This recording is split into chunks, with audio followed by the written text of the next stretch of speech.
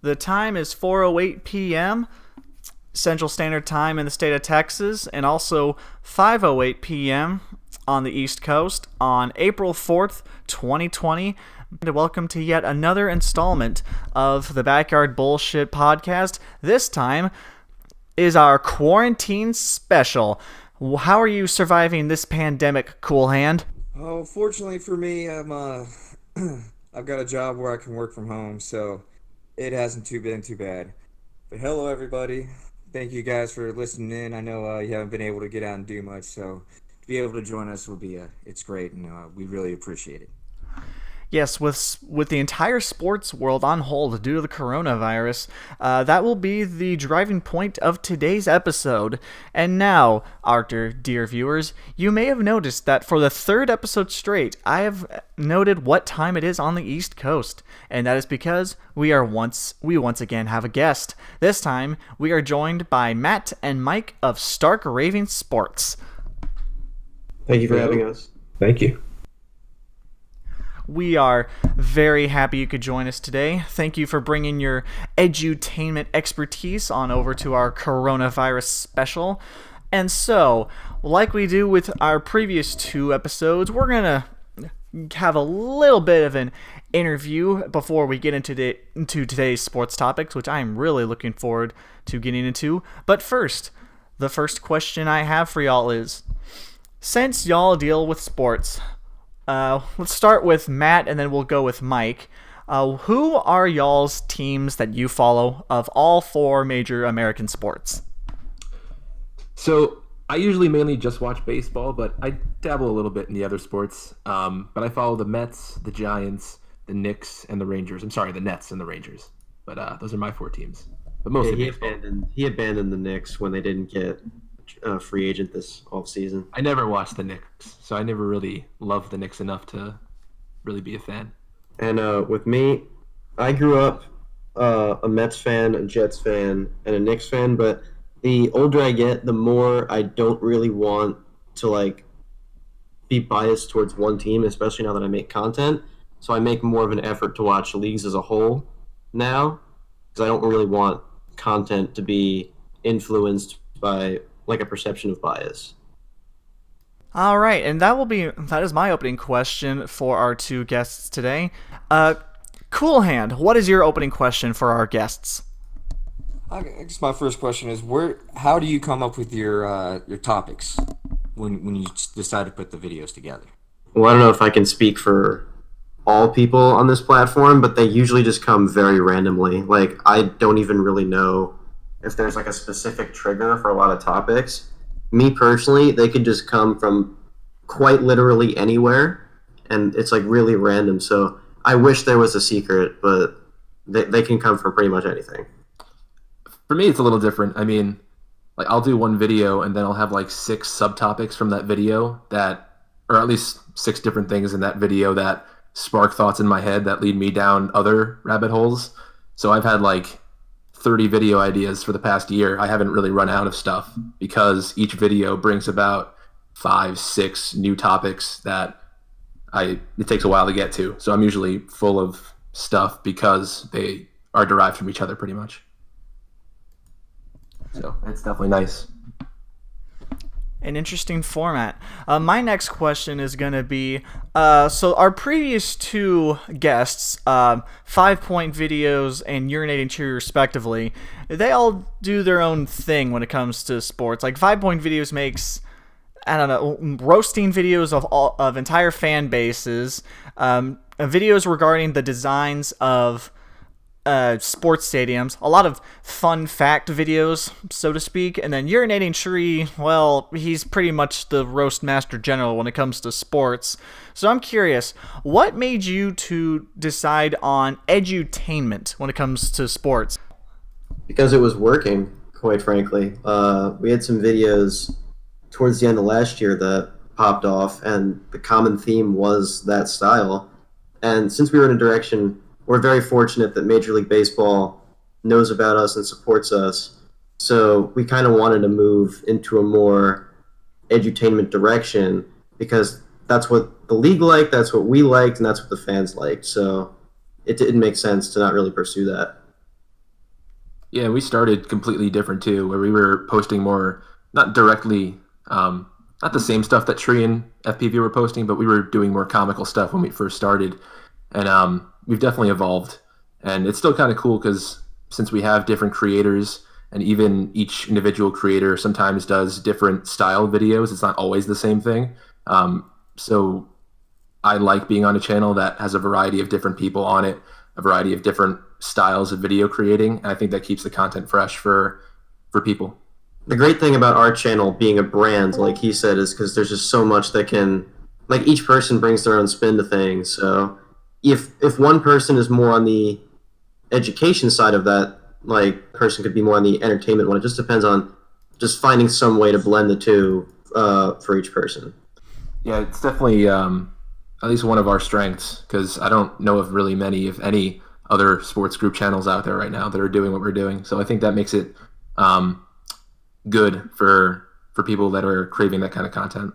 Yes, it is an interesting channel y'all have, and it was a real pleasure researching that. When I first started watching your channel, I had no clue that, I'm getting literally 3 different flavors of content in here. Like you just said, your contributor Chris is more on the comedic side of things, while others are more educational.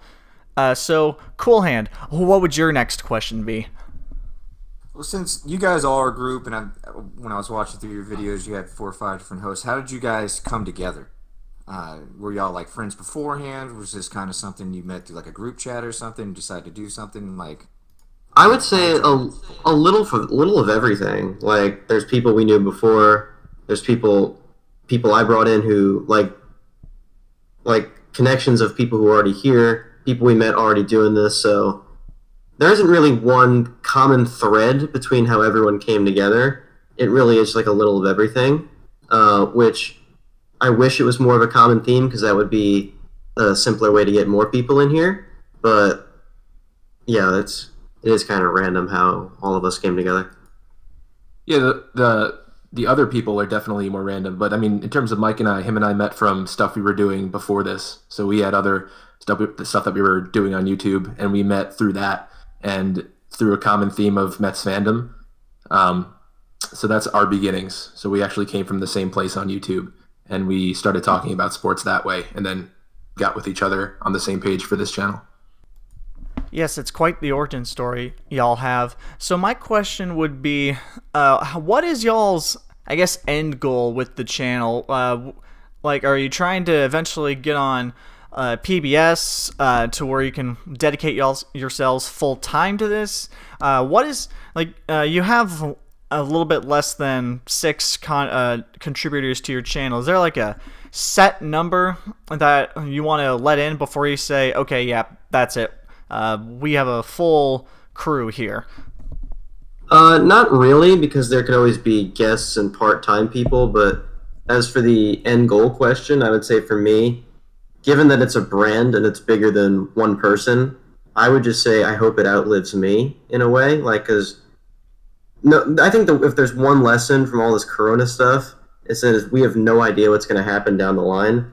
So yeah, there might be a time where I'm no longer doing this, but as the person who kind of put this team together and got this started, I just hope it outlives me, I guess. Yeah, I mean, for me, it's just, I'm kind of just doing this because I like making content right now. I'm not planning too far down ahead. I'm kind of just living in the moment with it. I have other aspirations and whatnot. I'm still in school, obviously, as is Mike. So haven't put too much thought into the end goal yet, but the plan is, I guess, coming together as we go along. Nice, nice, nice. Coolhand, what is your next question? Just what's the process like for you guys? Since you have, the other guys we've talked to have been basically one-man shows, maybe someone else helping them out with the producer. But for you guys, since there's so many guys involved, how do you get the guys together to make the show? Or does someone produce it and someone is the talent? Or how do y'all do that?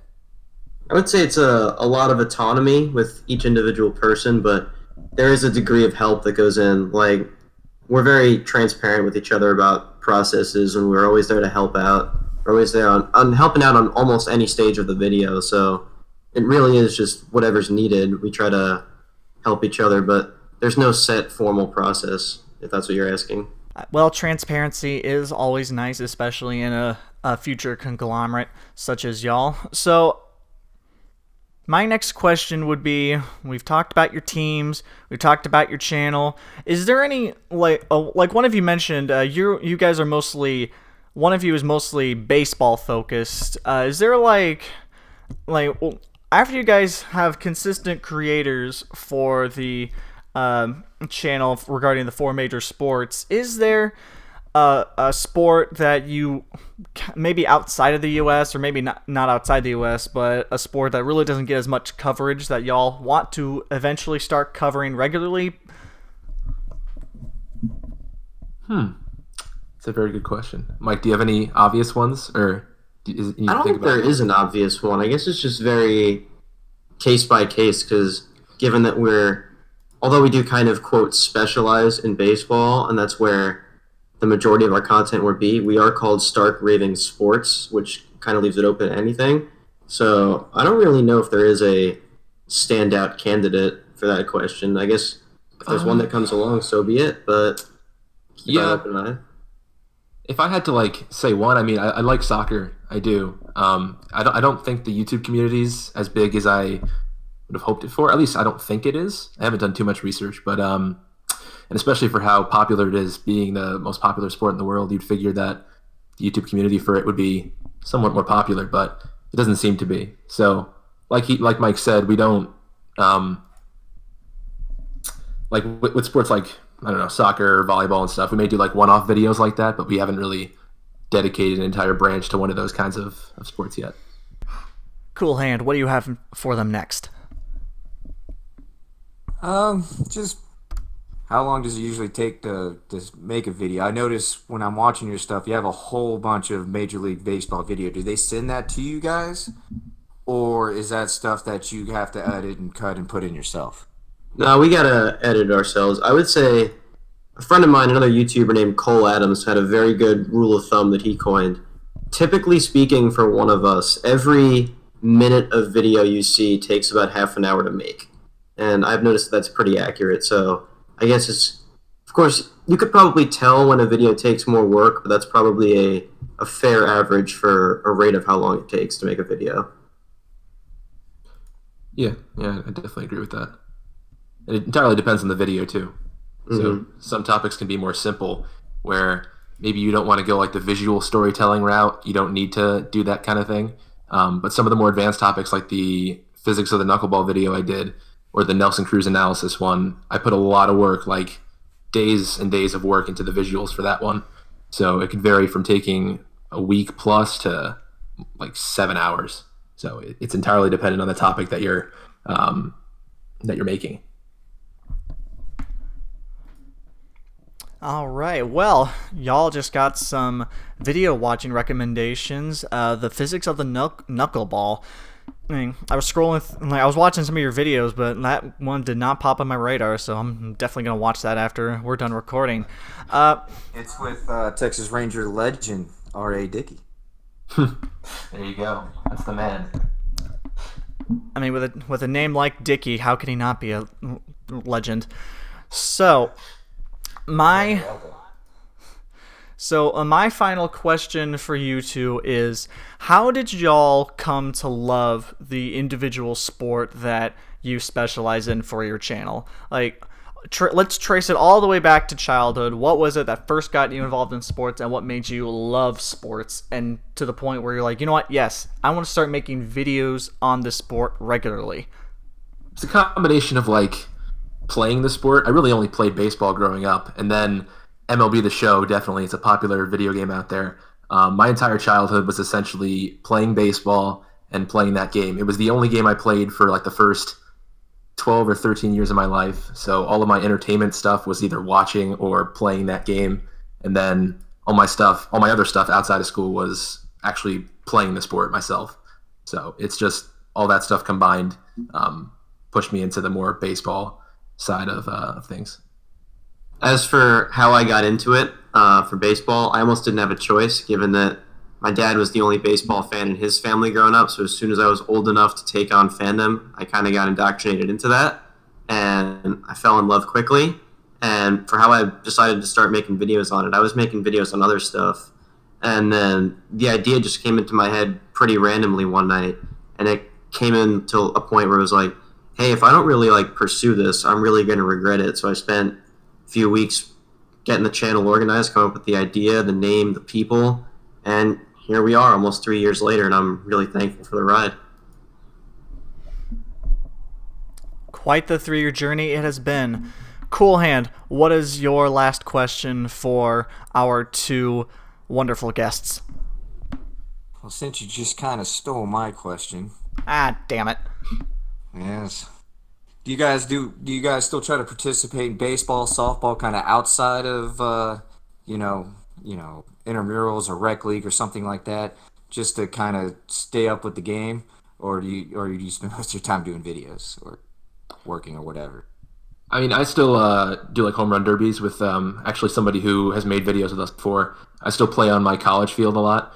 My dad's been wanting me to try out for the college team, but I just, at this point, don't really have much time. And I'm not sure, given that I'm already a junior in college, that I should put more effort into that. But I do still play here and there, mostly just for fun. Nothing like intramurals or organized games.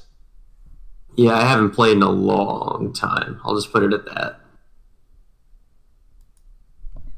Well, that is something you, me, and... Well, actually, I don't... I think Coolhand has actually played in a rec league rather recently, but I sure as hell hasn't played baseball in a while.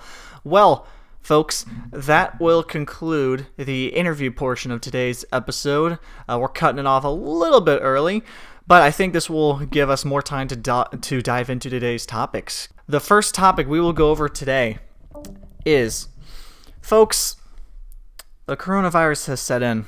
Sports are canceled worldwide, from tennis to golf to the major 4, and even soccer across the pond, as it were.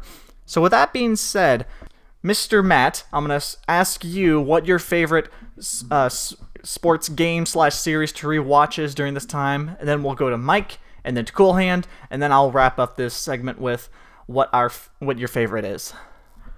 All right, so I'm going to stick with modern baseball just because I really haven't watched much of classic baseball before. But the 2 series that I would rewatch are the 2011 and 2017 World Series. I was going to say 2015, but there is a bit of heartbreak in that for me.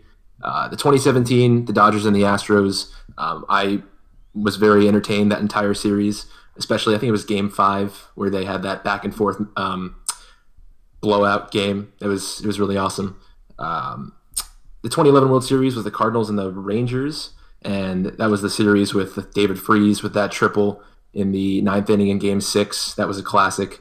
And there's been a lot of good World Series matchups in this decade. Of course, the Cubs and the Indians, the Giants and the Royals. We've been pretty blessed with the amount of awesome World Series games we've had in this decade, but those 2 definitely stand out to me, and those are the 2 that I'd rewatch personally. For me, it's not a baseball one. Like, I go back to highlights regularly for old games. I watched that. Do you remember that Chiefs-Rams game from like a year and a half ago where it was like 54, high scoring, 51? Yeah, I watched the highlights of those still pretty regularly because the highlight video the NFL put out is like 18 minutes long. So you could still watch that. As for a series I would go back to, probably 2016 World Series if I had to pick one. You a fan of the Cubbies finally winning, are you? No, I actually was rooting for the Indians. Sorry that I'm going to break hearts there, but it was a pretty entertaining series. I would go back for the entertainment of each game, probably. Oh, I promise you're not breaking any hearts here. So, Coolhand, what would your answer to this question be? Well, there's probably 2 for me. One's personal, the other's just because I just wanted to see him lose. But the first would be the 2008 Texas Tech-Texas game, the Michael Crabtree catch. As a Texas Tech alum, every time I see that, it makes me happy. So that's kind of the one on the personal level for me. And then the one I'd probably rewatch is the 2001 World Series. I was actually at the Naval Academy, not actually being there. I was at a water polo tournament at the Naval Academy, watching Game 7 of that World Series. That was between the Yankees and the Diamondbacks. And that's the one where Luis Gonzalez, being a Houston native, that's my boy, got the single to drive in the winning run off the greatest closer of all time to win it. That just sticks out in my mind, and it just makes me smile every time I see it. Well, it wouldn't be an episode without Coolhand pointing out that he's a Texas Tech alumni.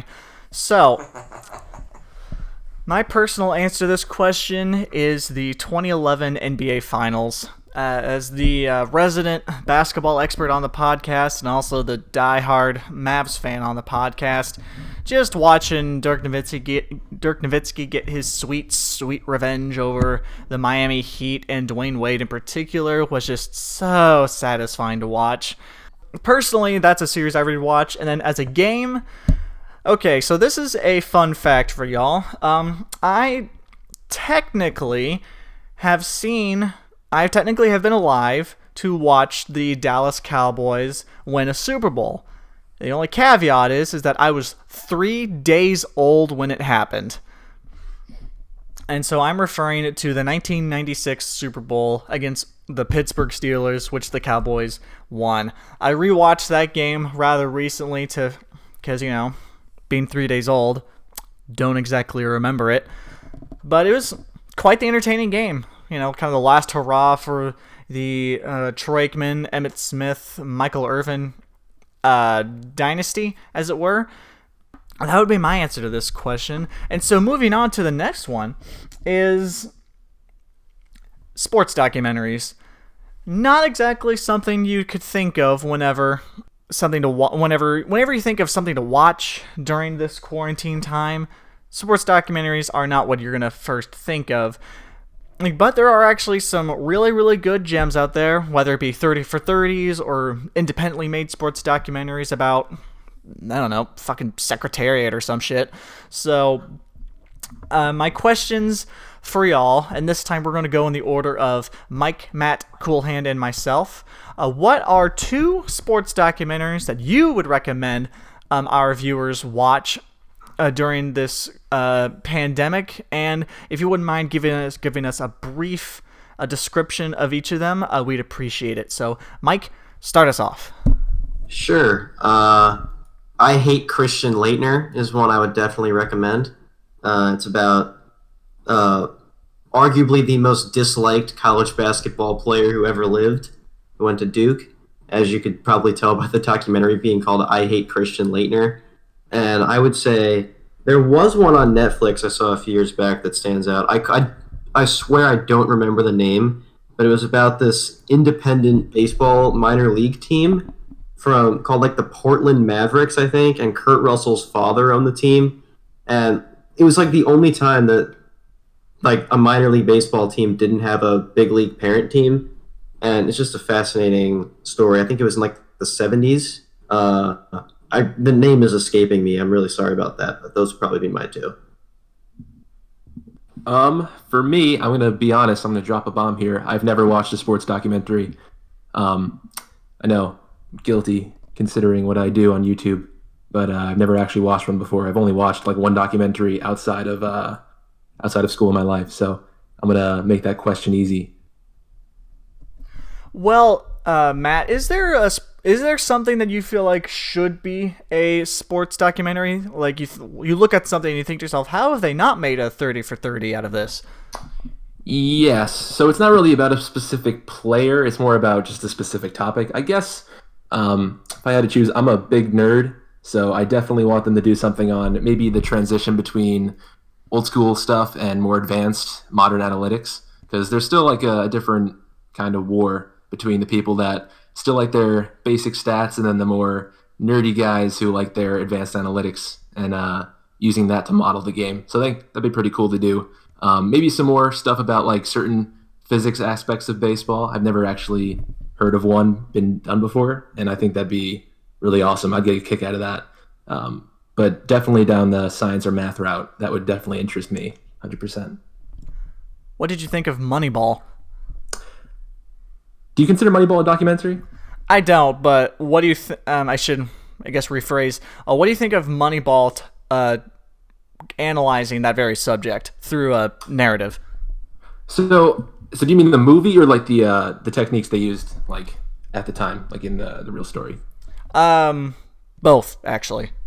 Okay, so the movie itself, I don't remember much of it. I got to be honest. Foolish Baseball actually just did a video on it that I watched. That was my refresher course on the movie.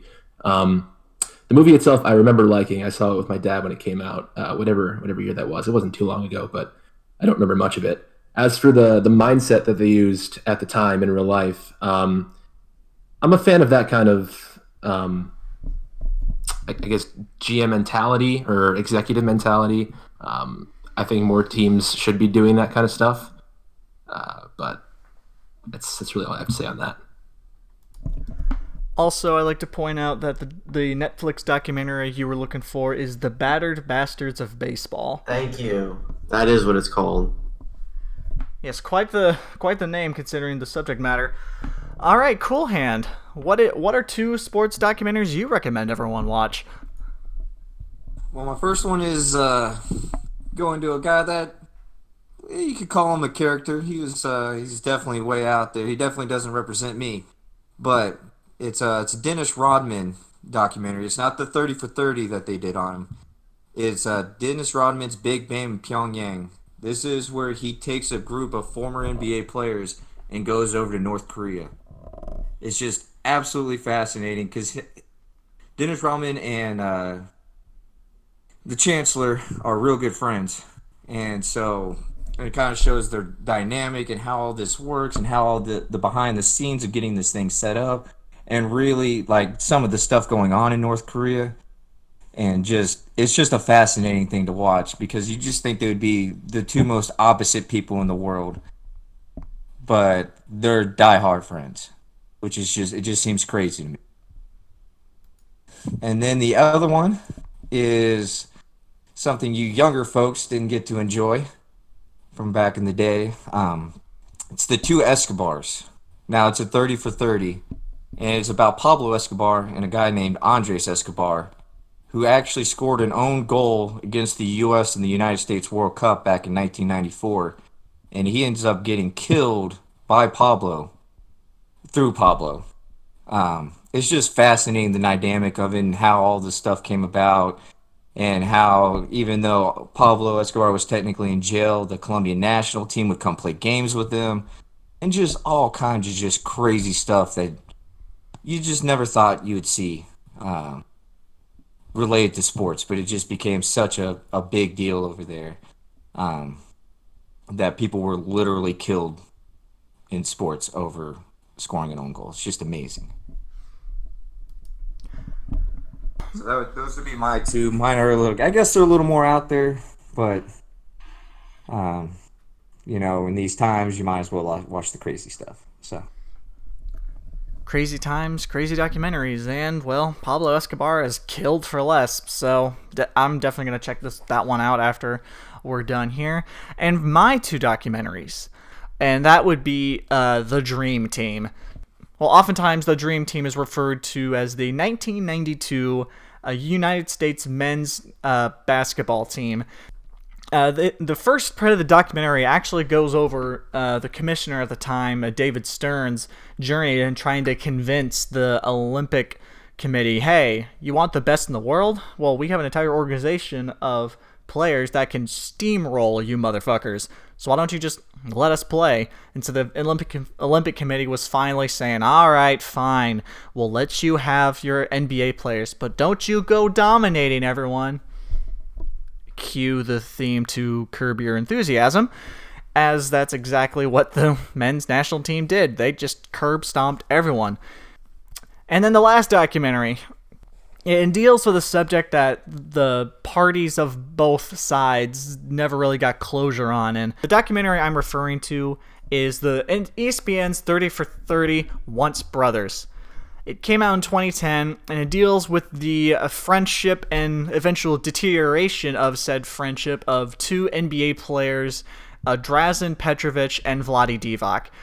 Vlade Divac came from the now country of Serbia, and Drazen Petrovic came from the now country of Croatia. And they were not those two countries at the time sections of the Yugoslav state weren't exactly on good terms at the moment. In fact, it got pretty violent during the Yugoslav wars, and due to this, the friendship of Vlade Divac and Drazen Petrovic deteriorated to the point where they just flat out wouldn't speak to each other, despite the fact that both of them played in the NBA at the time and they both saw each other on a semi-regular basis. And so not only did their friendship deteriorate, but they never really got a chance to reconcile, as Drazen Petrovic was killed in a car accident in 1993. So on a lighter subject, aren't bears cute? Okay, I'm kidding. Let's blow off some steam here for a little bit, because yes, sports are gone for the time being, and we're missing quite a lot.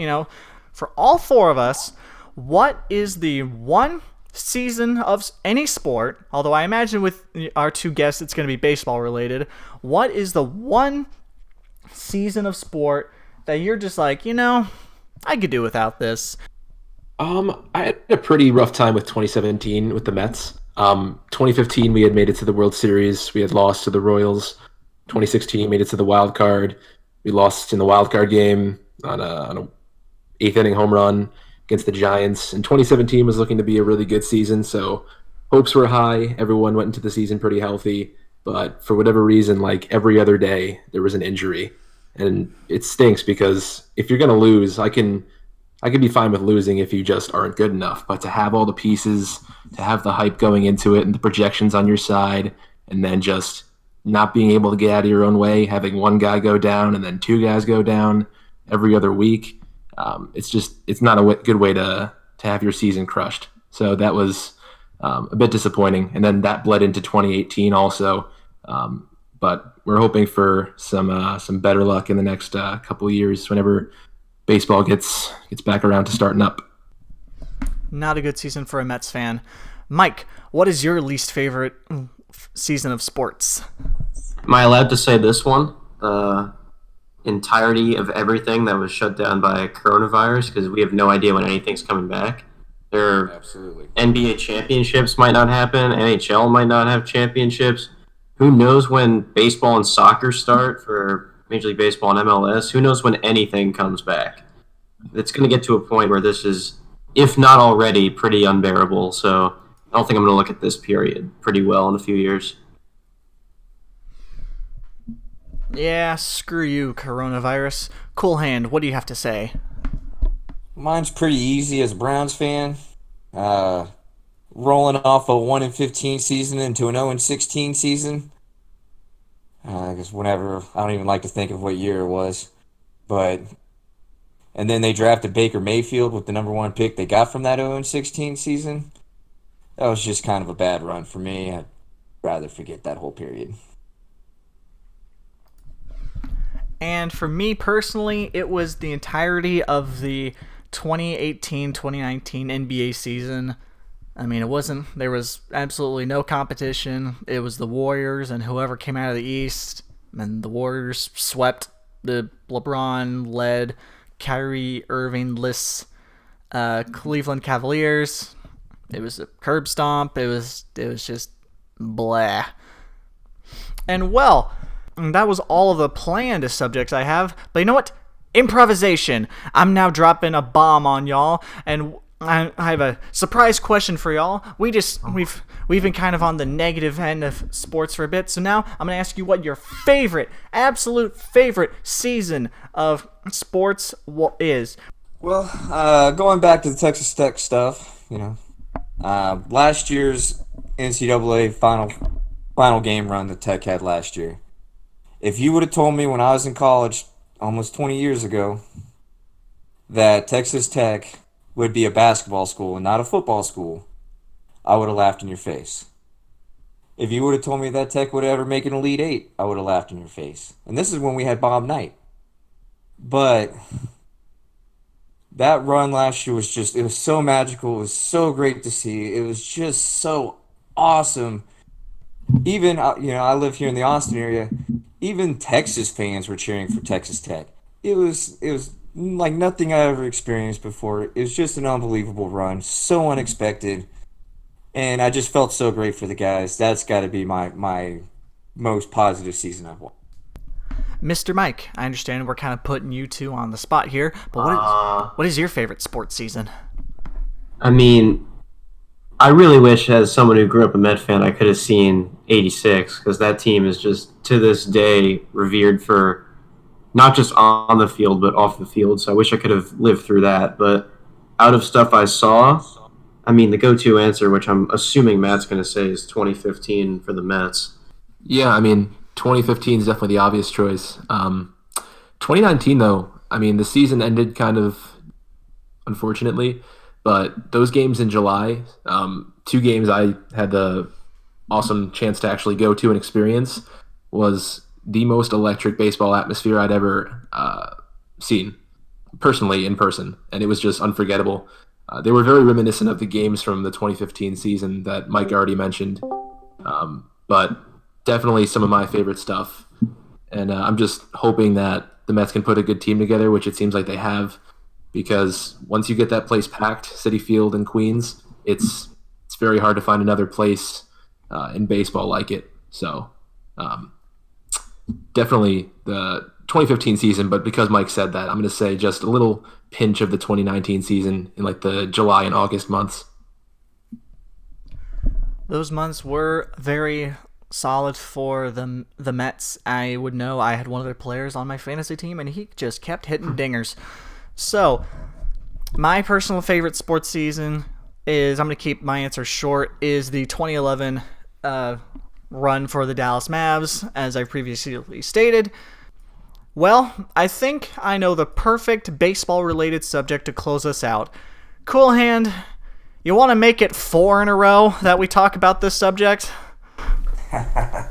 Astros aren't cheaters. And what he's referring to is, on the previous 3 shows, we've discussed the Astros cheating scandal, and I wasn't planning on having us talk about it today, but fuck it. It's baseball, and why not? So, Mike, Matt, in no particular order, what are y'all's thoughts on the Astros cheating scandal? You go first. All right. I mean, I'm not happy about it at all. I'm even less happier with Astros fans who keep kind of pushing it off to the side, kind of making it seem like it's not a big deal when it's obviously a very big deal. I don't think. I was kidding, Matt. What's that? I was kidding. About what? Sorry. Oh, I had joked earlier that the Astros, they are cheaters. I just don't care as much. Okay. No, I got you. Don't worry. Yeah, I'm not a big fan of them. Most of the baseball world isn't a big fan of them, and they were actually my second favorite team in baseball before this all happened, right below the Mets. So I really liked the organization. I respected it, but that respect has completely gone out the window. And all I can say is I hope they don't do it again, and that's all I can really say. The problem with this whole thing is we really have no idea how deep it goes throughout Major League Baseball. So when Matt said it's a big deal, we just don't know the half of if it's a league-wide problem or just an Astros problem. So until we really know that, I kind of want to withhold judgment. That being said, it's still not really ethical what they were going on doing. I would love to see them win one clean if we could prove that they do one clean. Because I think it would be a nice way of a comeback story. But until then, they have a lot of ground to make up, a lot of image to change, and balls in their court.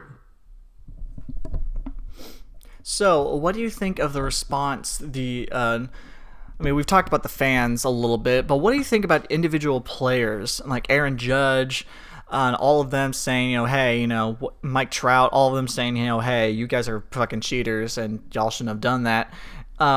We on a few episodes ago, our co-host Dealer, who unfortunately can't join us today, and Coolhand and I discussed the amount of times the players are going to be hit by intentional pitches.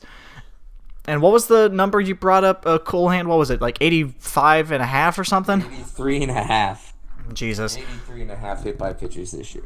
So my question to our 2 guests here is, do you think if it becomes apparent that, like, for example, the Yankees threw out their reliever just to intentionally hit a hitter, whether it be Jose Altuve or someone else, that by an intentional pitch due to their kind of vigilante justice that baseball is known for, who exactly in that situation do you stand behind? Do you think to yourself, okay, yeah, the league should stop this, or do y'all think to yourselves, you know what, nah, y'all know what you did, y'all can take a few pitches? I mean, two wrongs don't necessarily make a right. That being said, I don't think that my opinion is really going to stop anyone from their version of justice. So, my view is that if I was a major league pitcher, I would prefer to just strike him out. But I'm sure that I'm going to be in the minority there.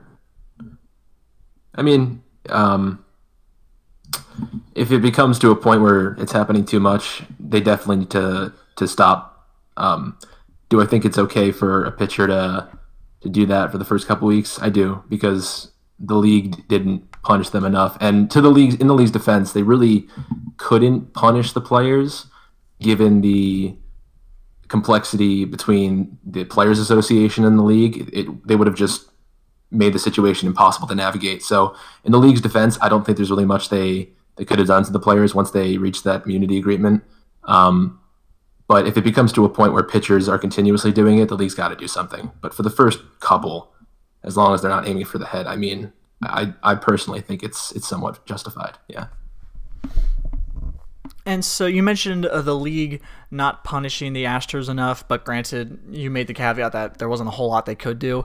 But if you were the MLB commissioner, if you were Rob Manfred, what would you do to punish the Astros? Because the Astros, they lost $5 million to draft picks, and some executives got fired, right? Do I have that? Is that what the Major League... So my question to Matt and then Mike is, if you were the commissioner, how would you punish the Astros? And you know what? I'm throwing this question to Coolhand too, because that was a question we didn't get around to last time. So the biggest thing to me is just relative punishments. So, like, for instance, Pete Rose is still banned from the league for things that he did in, I forgot what decade it was, to be completely honest. But the fact that he has a more rough punishment than the Astros, I don't like. So, for instance, if they reinstated Pete Rose and didn't punish the Astros, that's an easier pill to swallow, for instance. And I'm not, like, trying to make a point of just Pete Rose. I'm just trying to explain my ideology here. Because they have to set a standard, right? So if they're not punishing one group of people, but they are punishing some other group of people, then the code doesn't apply equally to everyone. And I think that's the most important thing, is that whatever set of rules you have applies equally to everybody across all eras. So what I would do differently, I would at least try and punish them. And even if the Players Association then fights back and I can, at least I've then set the precedent that I don't like what's going on and I'm trying everything in my power to actually punish these players, but it's this third party that is preventing me from actually carrying those out. At least it gives you the fans the perception that you're doing everything in your power to make sure that stuff like this doesn't happen again. So it's all about perception and then setting forward a set of rules that apply equally to everybody and make sure everyone's held to the same standard. That's the ideology that I would kind of try and portray if I were in his position.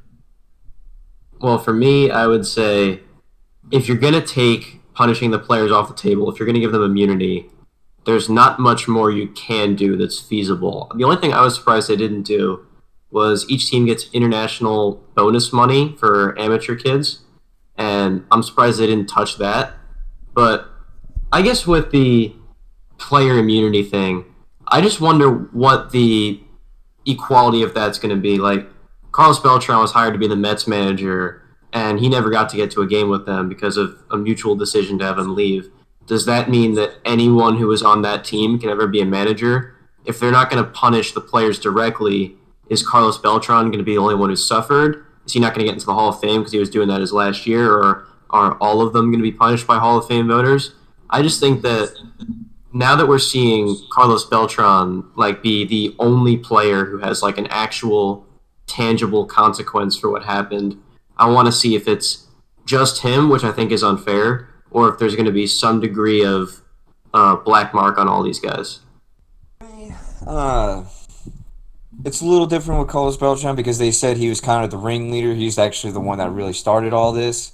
But there's been other cases of this. You have the iPhone incidents with the Red Sox and the Yankees, and I'm gonna be interested to see when they finally release the Red Sox stuff, how that goes. What I would have think they probably should have done. Now they can't do it because it's limited. Um, there's the fine of $5 million. It's actually capped at 5 million.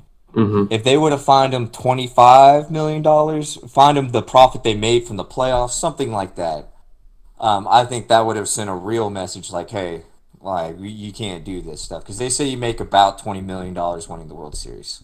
The problem is that you can't do that with the baseball constitution, like you said. That's what I'm saying. That I think if they could have done that, that would have been the best move to find him more money because that would really deter organizations itself from doing it. You know, they had something like this happen over in Europe with Manchester City. It's not exactly like this. They were fudging numbers on their books because they have weird rules about how they make money. All their money has to be made from promotions and stuff. You have to make a positive amount in your account. You're not allowed to go negative essentially. And so they were fudging the numbers saying that the money was coming from promoters when it was really coming from the owner. And they got fined 30 million pounds and basically got banned from Champions League for 2 years. So that's probably another 50, 60 million pounds that they won't receive from doing that. So if you really want to stop cheating, money's where it's at.